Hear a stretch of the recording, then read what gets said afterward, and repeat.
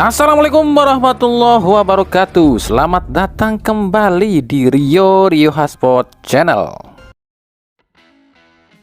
Kami pribadi belum tahu ya berapa jumlah pastinya peserta Piala Presiden 2025. Apakah 8 tim atau 4 tim? Sebab berdasarkan ucapan Erick Thohir bersama Marwar Sirait, peserta Piala Presiden 2025 itu cuma 4 tim, yakni Persib, klub dari Inggris, klub dari Thailand, dan tim Liga Indonesia All Star, seperti yang diucapkan berikut ini ya. Jadi pesertanya ada 4. Nomor 1 dari luar negeri, nomor 2 luar negeri, nomor 3 juara Liga Persib Bandung, nomor 4 tadi Liga Indonesia All Star. wah, ini biasanya nggak pernah luar negeri begini ya. Baru pertama kali nih ya. Kita Siap sama Presiden? siap. Ya, kita jalankan. Kalau benar cuma 4 tim, prediksi kami apakah akan seperti ini? Ini cuma kira-kira aja loh ya. Yang pertama tim itu adalah Persib, yang dari Inggris itu Oxford United, yang dari Thailand itu Pot FC. Nah, yang Liga Indonesia All Star inilah yang bikin kami bingung. Kenapa bingung? Ya kalau nantinya ternyata yang juaranya itu tim dari Liga Indonesia All Star, lah itu trofinya siapa yang pegang? Sampai sekarang nggak ngerti kami loh kalau ada yang namanya Liga Indonesia All Star. Apakah nanti kalau misalnya Liga Indonesia All Star yang juara itu trofinya disimpan di PSSI atau di LIB? Ini kan yang bikin bingung. Liga Indonesia All Star ini apa sebenarnya? Ntar jangan tiba-tiba namanya aja Liga Indonesia All Star, ternyata pemainnya cuma gabungan antara Borneo FC dan juga Arema serta Persija. Ya bisa aja sih kalau itu ya. Makanya kita lihat nanti nih berapa peserta dari Piala Presiden 2025 dan siapa aja pesertanya. Yang pasti sih katanya cuma 4 ya.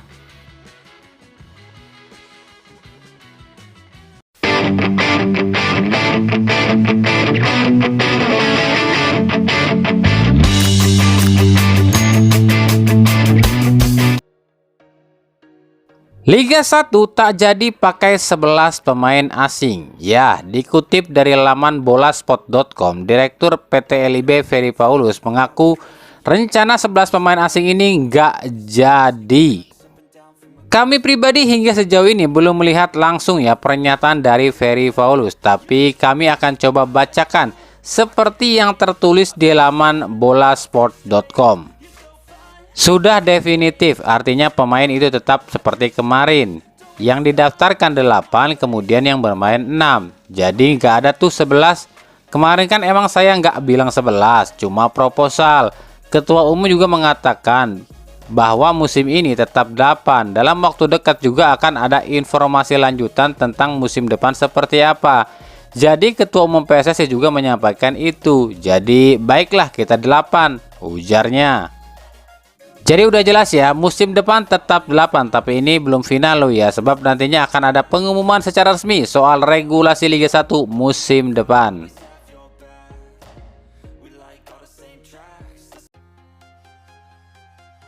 Terpilihnya Tyrone Delpino sebagai pemain terbaik Liga 1 musim ini menambah deretan pemain yang mendapatkan penghargaan ini tapi hengkang ke klub lain di musim selanjutnya. Nah sekarang kita rekap aja ya. Dari 2017 ada pemain siapa aja sih yang mendapat penghargaan sebagai pemain terbaik Liga 1 dan apakah langsung pindah klub dari klub sebelumnya? 2017 itu ada Paulo Sergio dari Bayangkara FC. Nah 2018 dia masih di Bayangkara, barulah 2019 dia pindah ke Bali United. Nah 2018 itu ada Rohit Chan dari Persija Jakarta, tapi tetap bertahan sampai 2022, barulah 2023 pindah ke Persik Kediri.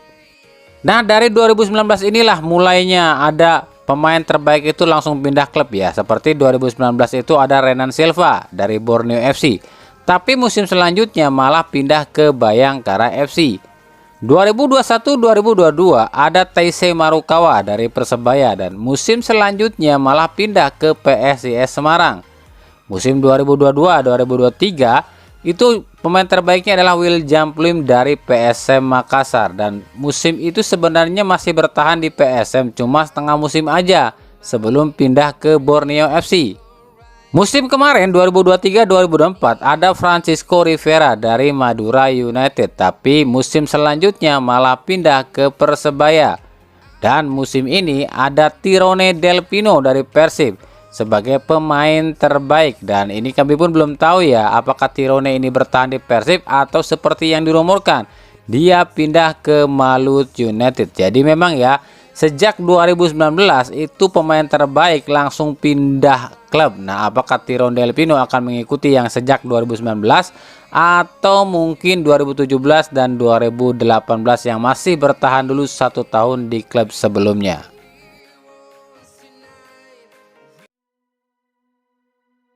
Liga 1 udah kelar.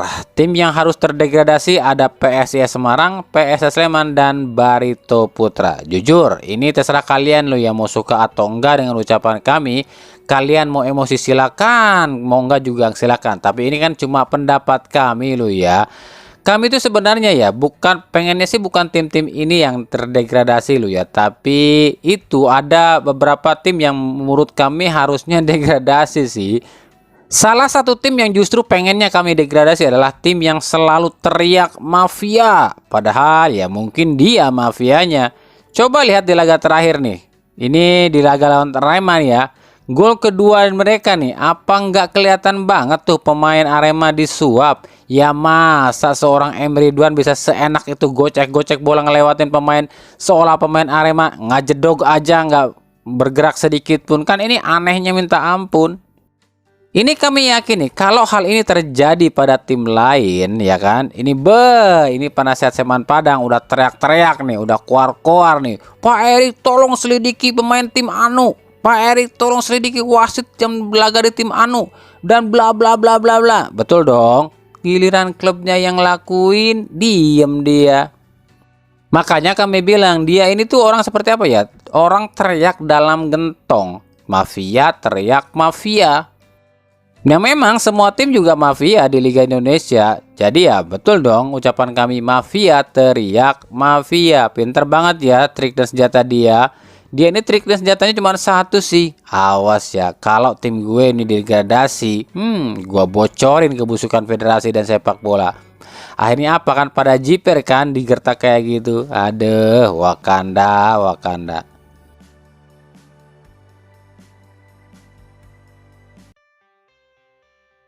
Dari Persija Jakarta, Persija udah mulai cuci gudang. Sejumlah pemain udah dilepas, mulai dari Simic, Gayos, Ramon, Kudela, Andrade, Abimanyu, Ferrari, Firza, dan Reski Fandi.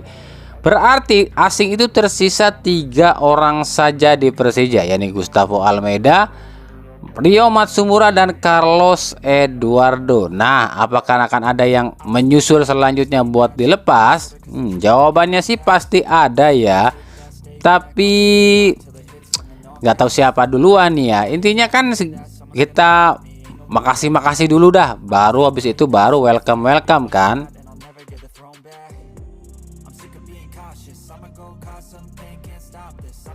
Dari Persebaya, mantan pelatih Bali United terus caper nih ke Persebaya. Teko kali ini menuliskan, saya sedang free, tidak sedang terikat dengan klub lain. Jadi kalau manajemen Persebaya serius dengan saya, bisa menghubungi saya.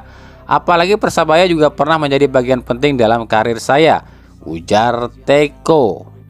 Ya, Teko memang pernah punya memori indah di Persebaya, yakni di 2004 silam. Usai hijrah dari Liga Singapura, Teko jadi pelatih fisik di Persebaya dan juara waktu itu di tangan pelatih Jackson F. Tiago.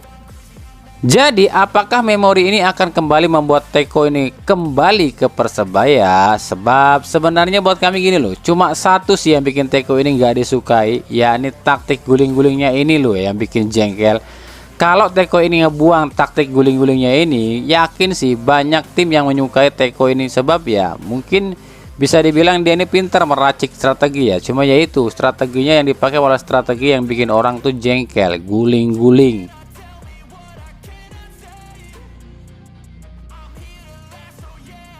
Dari Persib Bandung, Persib dikabarkan tengah negosiasi dengan mantan penyerang Borneo FC Leo Gaucho. Gaucho sendiri sebelumnya diisukan akan merapat ke Persita Tangerang.